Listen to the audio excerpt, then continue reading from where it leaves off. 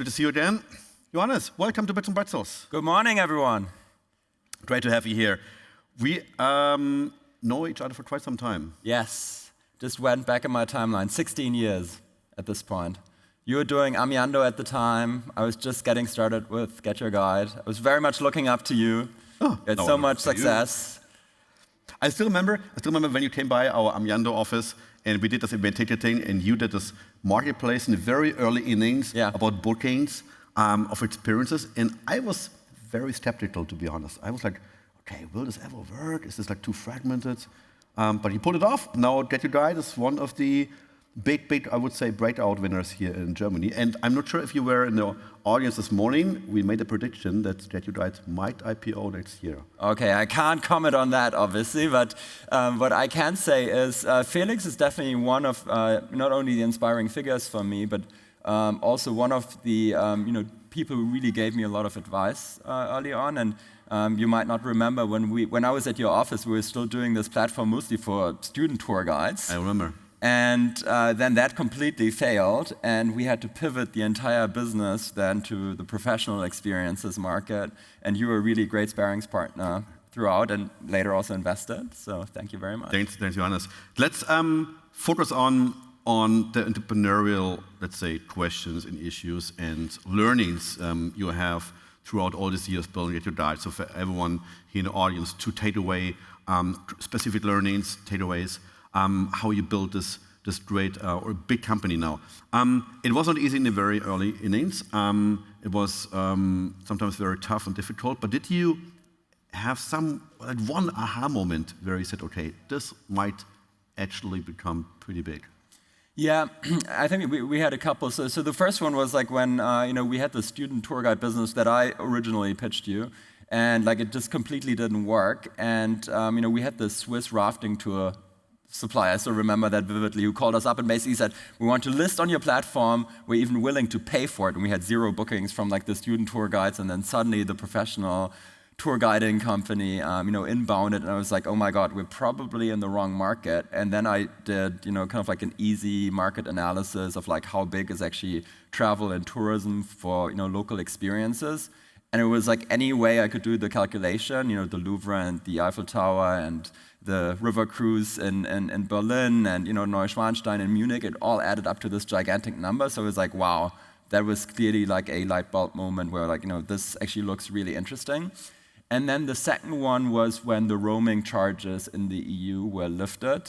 Sometimes kind of like regulation really enables business models, and like for us that was totally true, where travelers, had their smartphones in their pockets and were browsing for things to do in destinations. We saw this rapid growth of traffic, and more people were using the product. And I mean, I guess it's very similar to what you've experienced, where suddenly like all of your friends and family kind of like show up and are like, I actually booked with you guys. This is actually really cool. And I vividly remember, I think it was like 2015 or 16, like every Christmas my family gets together, and like up to that point everyone was like, Johannes, are you okay? Do you survive? Do you have enough food? Is the business somehow okay? And then at some point it flipped to, can you give us a voucher for our next trip? And then, and I was like, okay.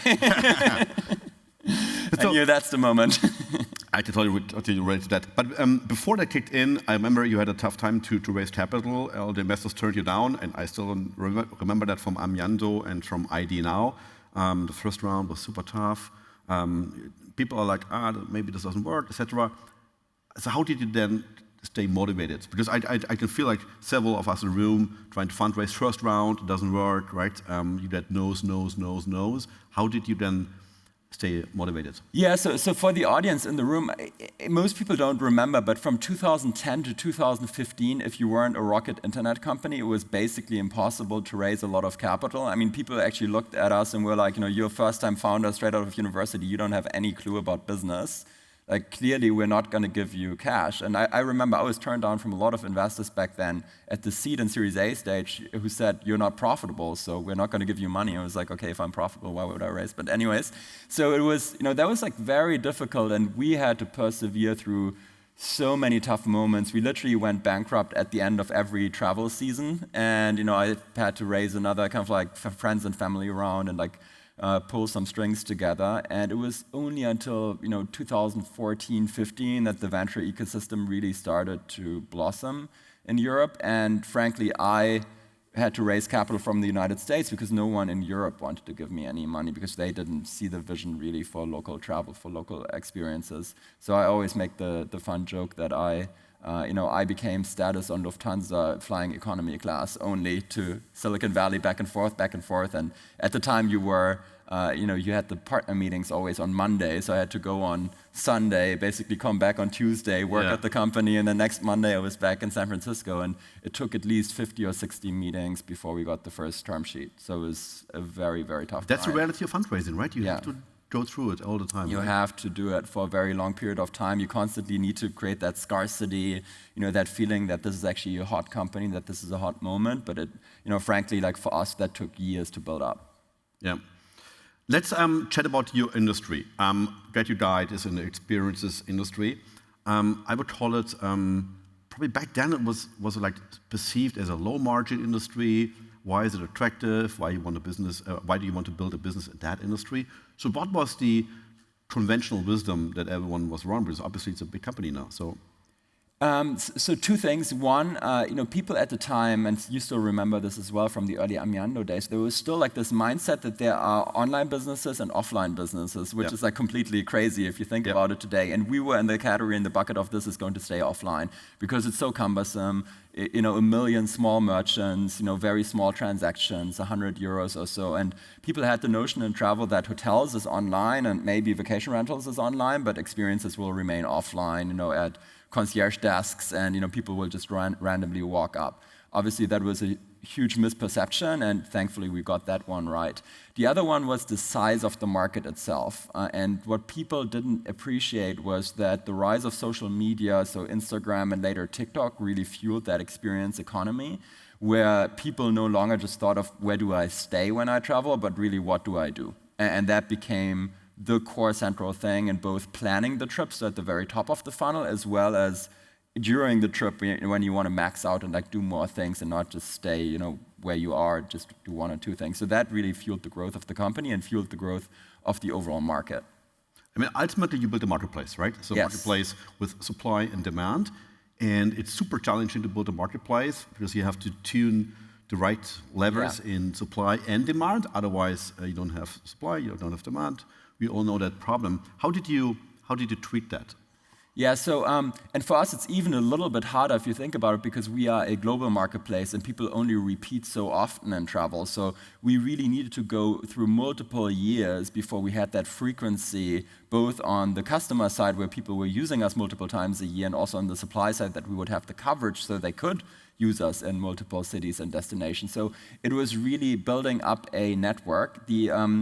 The good thing that we have in Europe, and that's why GetYourGuide is a global market leader based out of Europe, is that we have some of the biggest cultural institutions. We have some of the biggest cities, so Rome, Paris, London, Milan, Munich, Berlin, etc., all huge cities that people travel to.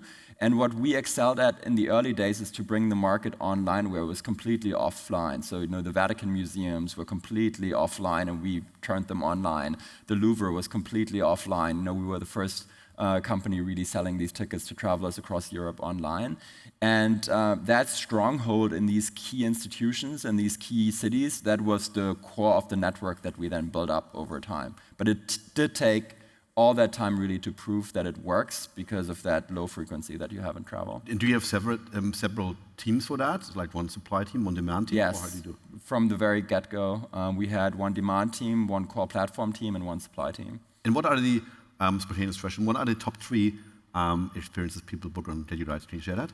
Yeah, sure, absolutely. It obviously depends a little bit by season, but globally the number 1 is Disney, as you can imagine. Disney World, yeah, is by far the number. Like Disney World? Disneyland in Europe, and then Disney World. Those are huge. So just to give you an idea, we often talk about the Louvre as the biggest museum in the world with, I think, 10 million visitors or so. Disney Orlando is like 5-6 times that in terms of total volume a year. Of people? Yeah, of people. So 50 million people go there every year? Go there every year, yeah. It's a huge attraction. And then you have, if you go to the museums, the Louvre would be the biggest one for us, and the Vatican museums. But then also something that you wouldn't think of, but it's also quite massive, is Burj Khalifa in Dubai. It's the highest tower, and it's also one of the biggest sites now. But it's not as concentrated as you would think. So there's not a single big attraction that makes more than not even 1% of our revenue. So it's very distributed. And in fact, what we've seen over the last 10 years or so is the rise of kind of the more independent creators. So very small, medium-sized businesses creating really interesting things like food experiences or workshops, or right now yoga is like all the rage. So those type of experience providers who are more in the mid to long term are really driving the growth of the platform, much more so than the big attractions. And then COVID came. Then COVID came, and there was all its I can hardly imagine any industry that's more worse, probably for as an entrepreneur, as the offline experiences industry when COVID comes. So how was that? So we actually had, believe it or not, negative revenue for for a while, because we had to refund so many people at the same point in time. We didn't have any revenues coming through the door, so it was. Did you have to refund this? Yeah, was it voluntary for the customers? We did the right thing for the customers and for the suppliers, and that we ensured that we did the payout where it was due, so that the supply side could survive, and then at the same time we refunded the customers. So we were bleeding cash in the early weeks of COVID. And it was crazy because we were basically set back to zero more or less for an entire year, and then even 2021. I mean, like you still remember, was a very slow rebound, and then we went from literally still being heavily depressed to being multiple times pre-COVID volume in a matter of quarters, right? So it was the most tremendous rebound that we've had, but managing that crisis was insanely tough. But as they say, there's opportunity in every crisis, and I think in hindsight we seized that opportunity. Can you briefly chat about this situation? You as a founder, CEO, and a leader, in that moment or these weeks when COVID came on the map. Because this morning in the opening, I shared that I believe now it's a time, because everything is changing so fast, that leaders as entrepreneurs have to, I call it, create a positive space for the harsh truth in the board meetings, in your founder discussions, and not dance around and try to hide things. So that was probably one of these moments where it's a harsh truth that there's COVID and there are no experiences, and we have to change the way we operate. How did you? Yeah, and the tough discussion at the board level at that point in time was really how deep do we cut? Right, and I actually said, we want to optimize for the post-COVID world, and a lot of the investors actually wanted to cut a lot deeper, which thankfully we didn't. But I think the most important thing is you need to abstract yourself very quickly from the crisis and really take the mental mode, I always say, like of a surgeon, basically. Like you really need to think about how can the patient survive. That's like how I pictured myself, and not so much how do I feel about it, or like what are my own leanings. It was really, I tried to be as analytical as possible in order to make sure that we A, survive the crisis, and then B, and that's probably the even more important part, surviving in itself is not a goal, right? So it's really about thriving afterwards. Yep. And that was truly like the principle that I had in my mind going through all of these decisions. But you're right, then there's so many external effects that you can't calculate with, and I think as a founder, it's really part of the DNA of success that you can deal with these situations and they don't eat you up. So when we were, like an untold part of COVID is, we were rebounding like crazy after COVID, and obviously first thing that I did was, I flew to the United States and was like, okay, should we raise the next round?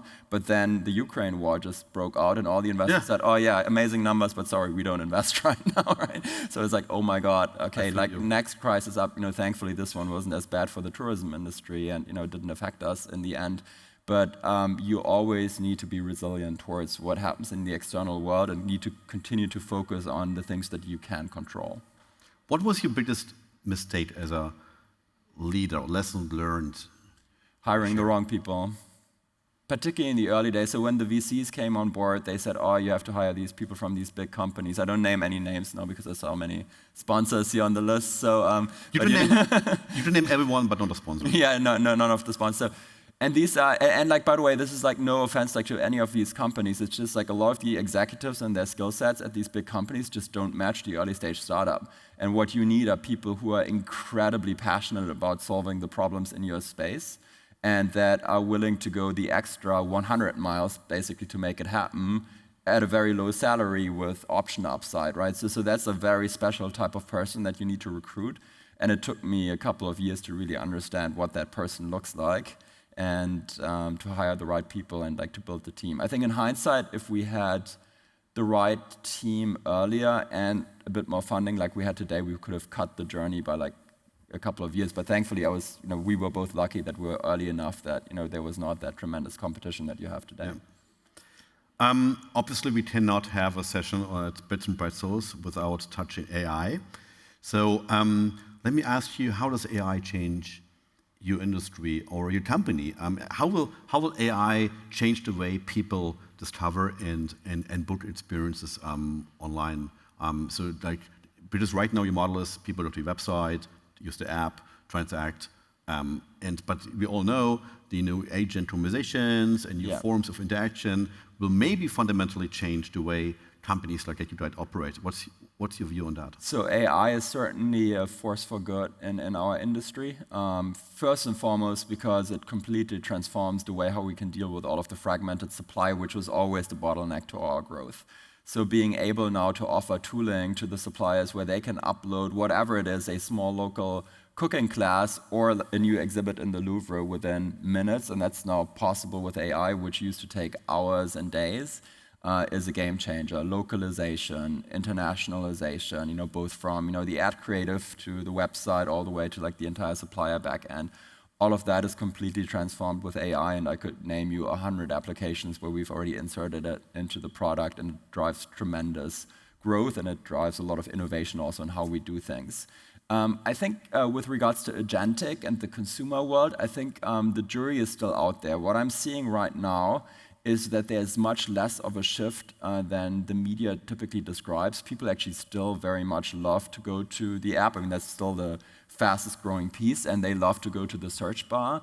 And I think what we will see, that's my prediction, is much more machine learning in terms of recommendation and discovery and all of that. And travel is inherently a very visual product. So people want to see pictures, they want to interact.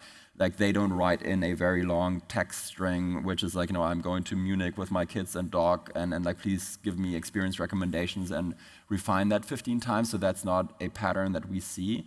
But we definitely do see that doing more machine learning, doing more AI in the interaction with the customer in a very visual way actually does work, and we can refine the query then intuitively as you go along. So my very short analogy in travel is always think less ChatGPT, think more TikTok. I think that's the future where things are going. Synchronization, yeah. One final question. Now we're touching AI.